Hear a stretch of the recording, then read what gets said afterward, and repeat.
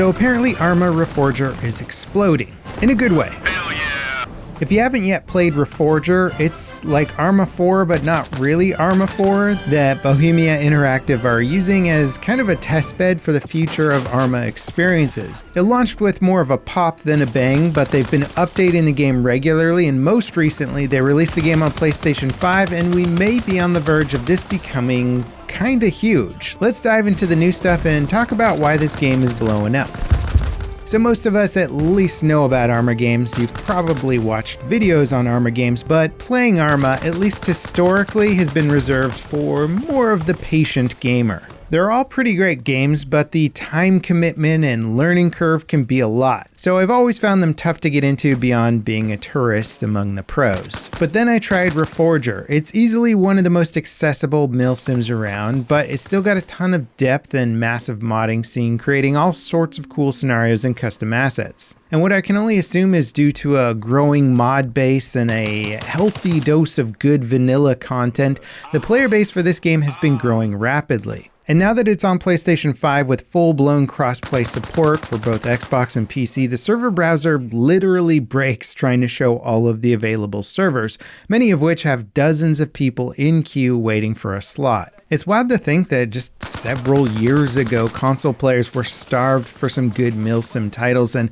now they've got quite a few to pick from. And jumping back into Reforger, I was quickly reminded just how realistic this combat feels. In one of the servers I played on, my team was trying to assault a military hospital that was off the front lines, but still a pretty key strategic position. The enemies were dug in deep, and we were just having a hard time trying to clear out the base. Our team was launching flares to try and give us a better chance of spotting the enemies, only to get absolutely wiped out by a BTR. Respawning in, the team was debating whether or not to pursue the attack further, and they decided that it was a good idea to try and distract the enemy forces from other objectives, and it was such a cool visual seeing the flares hanging overhead floating down realistically. But unfortunately they didn't do enough, and we were forced to wait for day to arrive to continue the assault. And as the sun rose, it looked like the enemies were loading up jeeps and supplies and leaving behind a skeleton crew to defend the base. So we tried to pour in and finally secure the base, but we eventually lost the point and the enemy team began launching their own assaults from it. And it was cool seeing this level of strategy and tactics that few games outside of the most hardcore milsim genres tend to offer, let alone ones that now have cross-play support. And that's all in the vanilla experience. Once you start throwing mods into things, it gets even crazier. Vanilla Reforger is set sorta during the Cold War, but modders have added in all kinds of modern era weapons and vehicles. Even game modes like some extractions, recreations of real-life conflicts, and of course you gotta have the role-playing servers. And the modding scene has really exploded since the last time I was playing.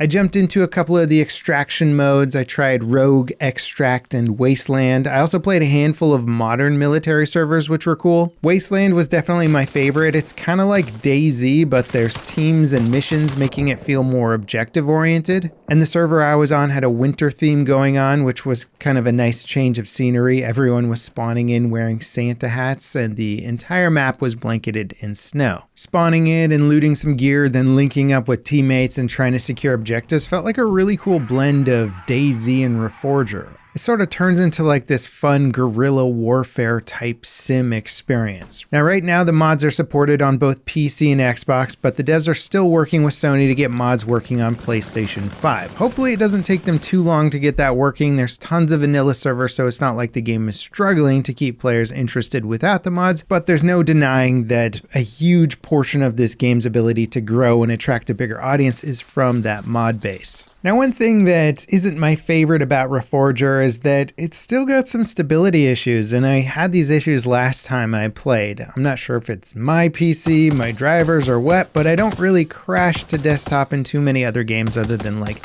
Star Citizen. And in Reforger, I once again crashed the desktop while playing a match, which generally isn't a huge deal. You can rejoin the server, get back on the team that I was on, but it's frustrating because each match is quite long. It has its own XP system, and when you join back up, it resets all of that, which kind of limits what you can do and achieve in a single round. I'm not sure how prevalent this crash issue is, if it's just some weird driver setup my PC has only, or if it's more widespread widespread than that, but I do remember having similar crashes last time I played. Now, I gotta say that the arc of Reforger as a game has been really impressive. It launched and a lot of people were criticizing lots of its UI, its gameplay, its performance, lots of little things here and there that people didn't like, the lack of content and stuff like that. But the devs have continued to add to it, improve performance, improve mod support, and it's just been growing and increasing in size, especially with the crossplay stuff. It's pretty impressive what they've been able to achieve, and probably a whole new audience of gamers that they've been able to bring into sort of the milsim world. The updates that they've been adding have been pretty substantial as well. The last one I checked out added a robust command system for AI NPCs, including having them drive you to objectives and back, which I gotta say is impressive for any game to have dynamic pathfinding around a map that AI can follow and chauffeur you around, but also to have that available in multiplayer and for mods and all that kind of stuff.